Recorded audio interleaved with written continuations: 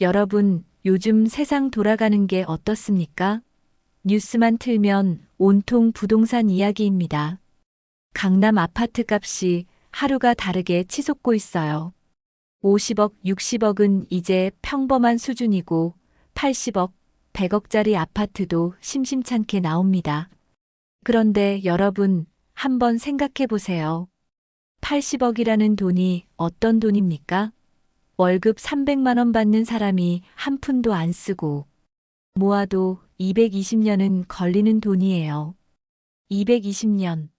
조선 후기부터 지금까지 모아야 하는 돈이 고작 집 한 채 값이라는 게 말이나 됩니까? 그런데 더욱 소름 끼치는 이야기가 있습니다. 그렇게 비싼 집을 가지고 있으면서도 망하는 사람들이 있다는 겁니다. 여러분, 이게 정말 믿어집니까? 제가 직접 아는 분 이야기를 해드리겠습니다. 이분은 강남 대로변에 있는 70억짜리 아파트 주인이었어요. 겉으로 보면 얼마나 부러울까요? 강남에 산다는 말 한마디로 어디서든 대접받죠. 아파트 단지 안에 들어가면 눈이 휘둥그레집니다. 벤츠, BMW, 아우디 같은 외제차들이 주차장을 가득 메우고 있고요. 바로 앞에는 백화점, 고급 음식점들이 즐비해 있습니다. 하지만 현실은 정반대였어요. 이분이 매달 은행에 내는 이자만 3천만 원이 넘었습니다. 한 달에 3천만 원이요. 보통 직장인 월급의 10배가 넘는 돈을 이자로만 내야 했어요. 거기에 재산세, 종합부동산세까지 더하니 세금만 해도 연간 몇 천만 원이 나갔습니다. 관리비는 또 어떻습니까? 시골 마을회관 유지비보다 많이 나가요. 아이들 사교육비, 생활비까지 계산하니 매달 나가는 돈이 억 단위였습니다. 그런데 들어오는 수입은 한정되어 있죠. 결국 이분이 제게 하신 말씀이 잊히지 않습니다. 집값은 70억인데 내 통장은 늘 마이너스야. 이게 무슨 삶이냐? 참 아이러니하지 않습니까? 남들은 부러워하는데 정작 본인은 매일 밤 잠을 못 이루는 거예요. 이자 낼 돈 걱정, 세금 낼 돈 걱정에 시달리면서 말이죠. 여러분, 이게 바로 강남의 진짜 모습입니다. 겉은 화려하지만 속은 텅 비어 있는 경우가 허다해요. 마치 예쁘게 포장된 선물 상자를 열어봤더니 안에는 아무것도 없는 것과 같습니다. 그런데 이 이야기가 왜 남의 일 같지 않을까요? 바로 우리의 노후와 똑같은 패턴이기 때문입니다. 강남 아파트는 없어도 은행 통장만 믿고 사는 우리의 삶이 겉만 안전해 보이지 속은 점점 가난해질 수 있다는 말입니다. 은행에 돈을 넣어두면 안전하다고들 하시죠? 그런데 잠깐, 이자가 얼마나 됩니까? 1억을 넣어도 1년에 200만 원 정도예요. 한 달에 16만 원 꼴이죠. 그런데 그 사이에 물가는 얼마나 올랐습니까? 라면 한 봉지가 500원 하던 시절이 있었어요. 지금은 얼마입니까? 1,500원, 2,000원도 넘어가죠. 3배, 4배가 올랐어요. 기름값, 전기세, 가스비, 병원비 모두 마찬가지입니다.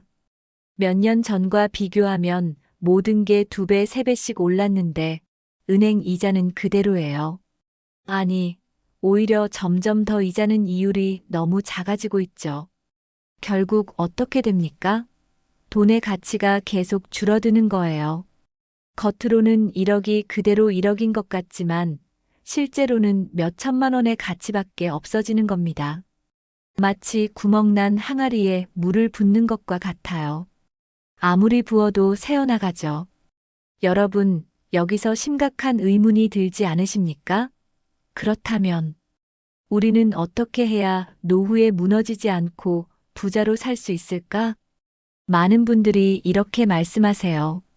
난 은행만 믿어. 은행만큼 안전한 데가 어디 있어? 정말 그럴까요? 한번 계산해 보겠습니다. 통장에 1억 원을 넣어뒀다고 해봅시다. 1년 후 이자로 받는 게 200만 원 정도예요. 한 달로 따지면 16만 원 정도죠. 그런데 그 1년 사이에 생활비는 얼마나 올랐을까요? 전기세만 해도 20% 넘게 올랐어요. 가스비도 마찬가지고요. 교통비, 병원비, 식료품비 모두 수십 %씩 올랐습니다. 결국 어떻게 됩니까? 은행에서 주는 16만 원으로는 오른 물가를 감당할 수 없어요. 실질적으로는 매년 몇백만 원씩 가난해지고 있는 거예요. 겉으로만 안전해 보이지 속은 점점 무너지는 거죠. 이게 바로 은행의 함정입니다. 마치 온도를 조금씩 올리는 가마솥 안의 개구리처럼 언제 죽는지도 모르는 채로 말이죠. 그러면 어떻게 해야 할까요? 여기서 반전이 나옵니다. 노후의 돈을 지키고 나아가 부자가 되는 길은 바로 주식입니다. 아이고, 주식은 위험하다. 벌써 고개를 저으시는 분들이 계실 거예요. 잘못하면 위험해요. 하지만 제대로만 하면 주식은 노후의 든든한 방패가 됩니다. 은행보다 훨씬 확실한 생활비를 만들어줄 수 있어요. 여러분, 혹시 이런 분들 보신 적 있으세요? 은퇴했는데도 매달 생활비가 꼬박꼬박 들어오는 분. 그 비밀은 생각보다 간단합니다. 바로 배당입니다. 배당이 뭔지 쉽게 설명해 드릴게요.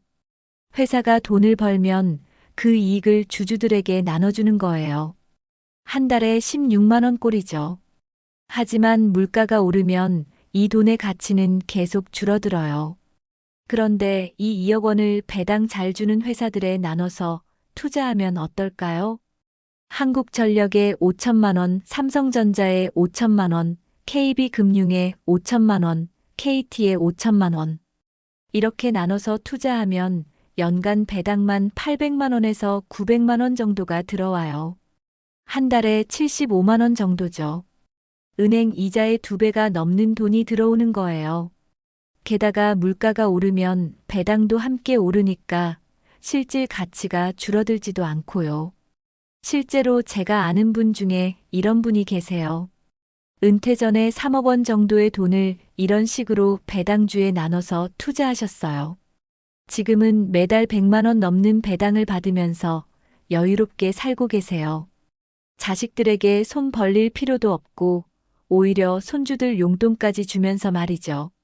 하지만 여기서 중요한 건 절대 한꺼번에 하면 안 된다는 거예요. 주식은 타이밍이 중요해요. 같은 회사 주식이라도 언제 사느냐에 따라 수익이 달라지거든요. 그래서 분할 매수라는 방법을 쓰세요. 매달 일정 금액씩 몇 개월에 걸쳐서 조금씩 사는 거예요. 그러면 평균 단가를 낮출 수 있어요. 또 한 가지 중요한 건 절대 한 종목에만 몰빵하면 안 된다는 거예요. 아무리 좋은 회사라도 예상치 못한 일이 생길 수 있어요. 그래서 여러 업종의 여러 회사에 나눠서 투자해야 해요. 여러분, 지금까지 주식으로 노후를 준비하는 방법을 말씀드렸는데 여기서 꼭 드려야 할 경고가 있어요. 이걸 지키지 않으면 지금까지 들으신 모든 게 아무 소용 없어집니다. 첫째는 욕심입니다.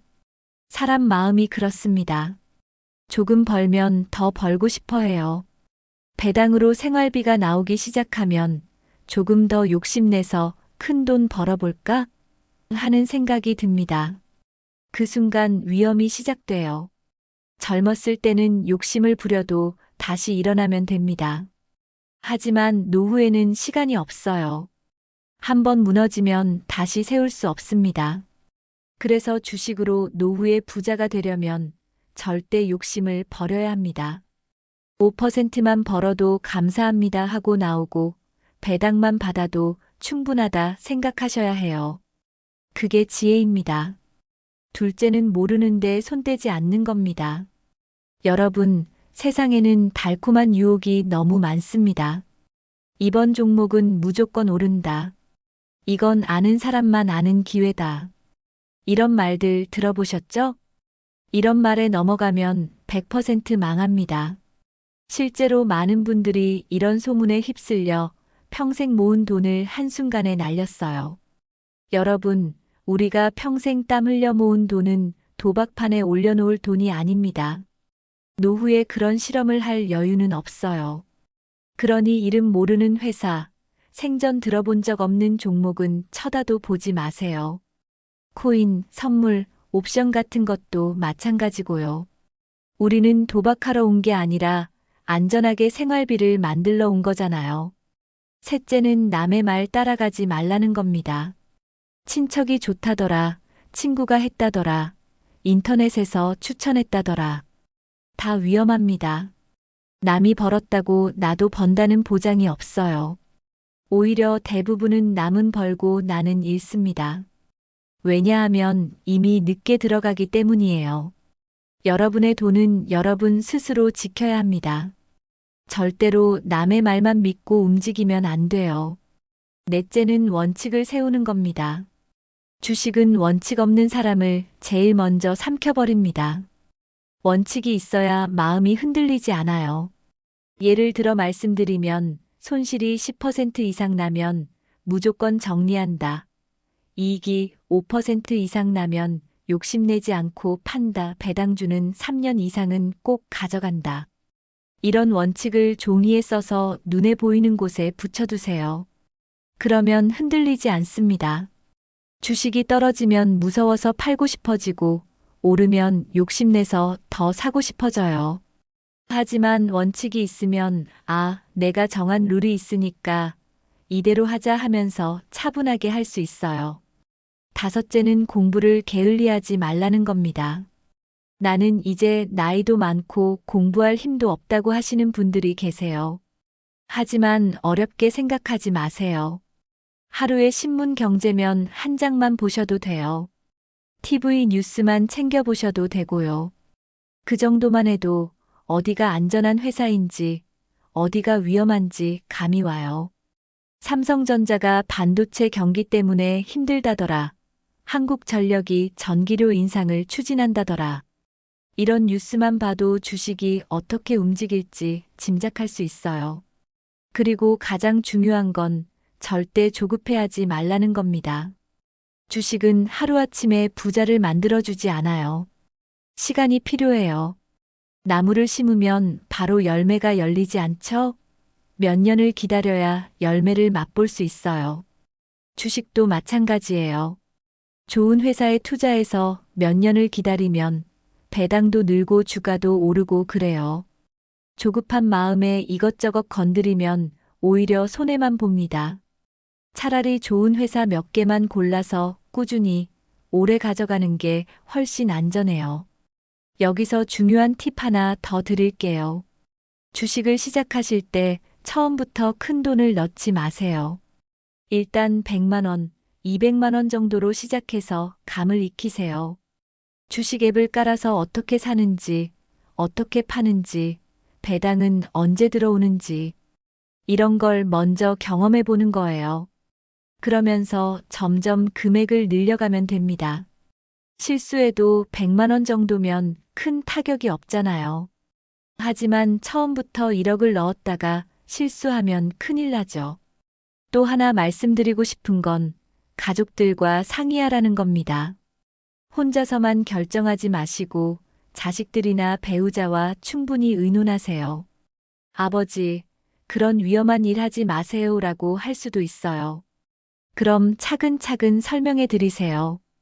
은행에만 넣어뒀다가는 물가 때문에 가난해진다는 것, 안전한 회사 주식을 사서 배당만 받으면 된다는 것. 가족들이 이해하고 지지해줘야 마음 편하게 할 수 있어요. 몰래 하다가 들키면 가정에 불화만 생깁니다. 여러분, 제가 드리고 싶은 마지막 말씀은 이것입니다. 강남 아파트가 아무리 비싸도 속이 무너지면 망합니다. 은행 통장이 겉으로 안전해 보여도 속이 가난해지면 망해요. 주식도 마찬가지예요. 욕심과 유혹에 넘어가면 망하지만 원칙을 지키면 노후에도 당당하게 살 수 있습니다. 생각해 보세요. 어떤 사람은 80억짜리 집에 살면서도 은행 빚에 허덕입니다. 또 어떤 사람은 작은 주식 몇 개만 가지고도 매달 생활비가 들어와서 여유롭게 살아요. 부자는 주소가 만드는 게 아닙니다. 겉이 아니라 속이에요. 매달 생활비 걱정 없는 사람이 진짜 부자입니다. 여러분도 지금부터 작은 씨앗을 심으세요. 은행에만 묶어두지 말고 욕심 부리지 않고 안전한 곳에 원칙을 지키며 투자하세요. 그러면 여러분의 노후는 흔들리지 않습니다. 자식에게 손 벌리지 않고 오히려 손주에게 용돈 주며 웃을 수 있어요. 병원비 걱정하지 않고 맛있는 것도 사드시고 여행도 다니실 수 있어요. 그게 진짜 부자의 모습입니다. 아직 늦지 않았습니다. 70세, 80세에 시작해서 성공하신 분들도 많아요. 중요한 건 포기하지 않고 시작하는 거예요. 오늘부터라도 신문 경제면을 한번 보세요. 삼성전자, 한국전력, KT. 이런 회사들이 어떤 일을 하는지, 요즘 상황이 어떤지 관심을 가져보세요. 그게 바로 여러분의 부자 되기 첫걸음입니다. 여러분의 노후가 걱정 없이 풍요로우시길 진심으로 바랍니다. 감사합니다.